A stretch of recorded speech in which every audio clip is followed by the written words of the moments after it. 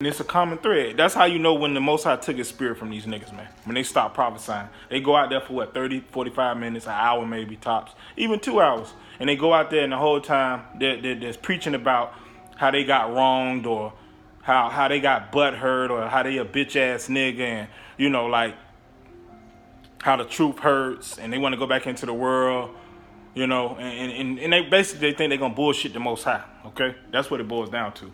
Okay, this is Philippians chapter 1. It says, I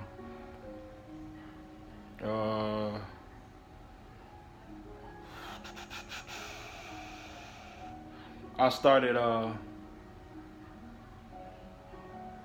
14, okay? And this is exemplification of how it works, man. And hey, the top apostles, starting with Apostle Tahar, they're sitting in this, they're coming in that same spirit as Paul, man.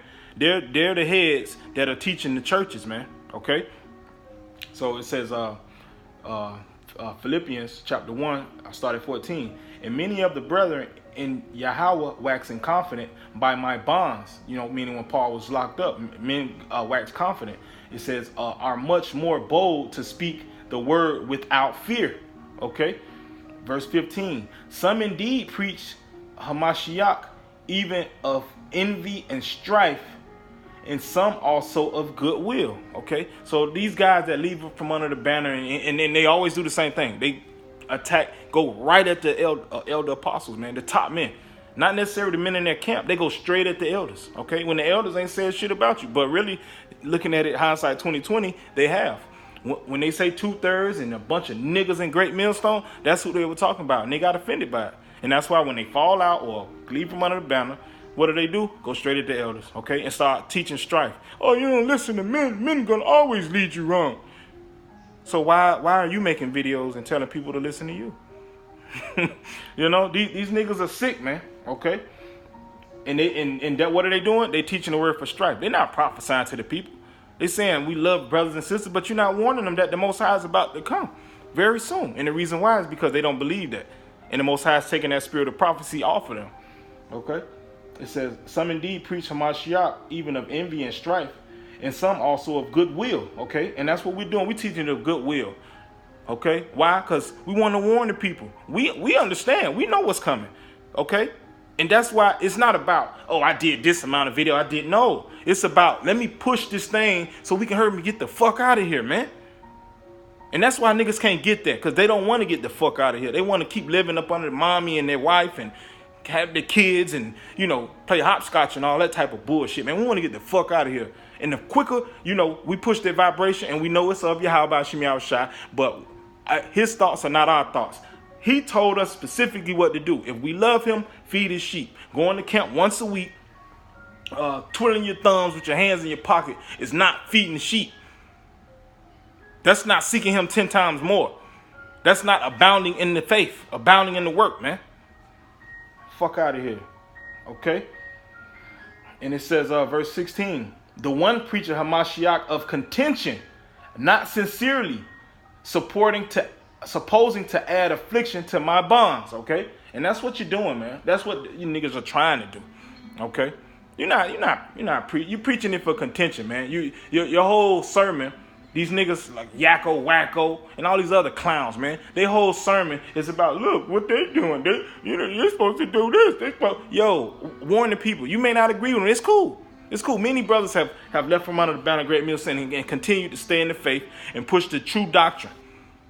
Okay? Push the true doctrine of how it's supposed to be taught. which is to have the testimony of Yahweh, which is the spirit of prophecy, which is the biggest show of love you can exhibit, to warn the people to get right, okay? And hey, it doesn't matter how you say it, if it's smooth or rough, okay? Why do you think the disciples got chased down and stoned and killed and hung upside down? Because they were saying it rough. But hey, or I guess they were off too, okay? Niggas sick, man. Okay, this is Proverbs.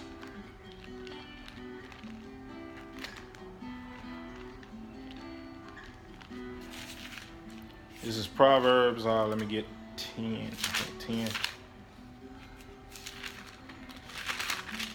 This is the book of Proverbs, chapter 10, verse 12.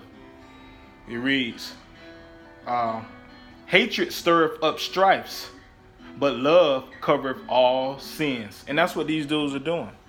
They stirring up strifes, man, or trying to. Okay, because the brothers under the banner of Great Millstone, which is the house of David, we get it. You know, the apostles, they've been through it. Hey, and all the renowned men in this book been through it. Niggas who were bitch made or effeminate, who couldn't get it, you know, and were getting cut from day one, but tried to sneak in unawares. You know, they coming against them. Okay, and back then they used to kill the prophets, but this time you can't do it. But they wish they could. They wish they could. Okay, and the reason why is because, just like the scriptures say, many called but few chosen. And when dudes learn all they learn from the elder apostles and the other brothers up under them, and then get butthurt or get proud and get ousted, then all of a sudden the elders are wrong. Why weren't they wrong before you got ousted or kicked out? Okay, or you were given the order and you couldn't humble down. Now all of a sudden they're wicked. Okay. When in every instance you can see where the elders showed mercy when they gave judgment calls or gave a decree. They always show mercy. They're merciful men. I've heard hundreds of accounts, okay, firsthand accounts. But it's just niggas are bitch made and they won't humble down. But guess what? Yahweh Shem Shai gonna humble you niggas. He gonna humble you down to the ground, okay? And guess what? Luke 19:27. Those my enemies wish that I should not reign over, bring hither before me and slay them. And that's what's gonna happen to a lot of you niggas, man. That they get butthurt about orders and then directly go at the top men that the Most High set up. You are enemies of the cross, man. And Yahweh Shai got a bone to pick with you niggas, man. You niggas barking up the wrong tree. Like I always say, it's better off, than to go at those men. You better off slapping your mom in the face and pissing on her, okay? You better off doing, you got a better chance. I'm not advocating that, but you playing with fire, man. Literally, nuclear fire to be exact. Okay, I'm gonna close out with this one. This Proverbs chapter 13, verse 10. Only by pride cometh contention, but with the well advised is wisdom. Okay, and that's what it boils down to. Niggas are prideful. Niggas can't take orders. Niggas don't want to be up under men. Niggas want to do what they want to do. So, and what the scriptures say, pride goeth before a fall.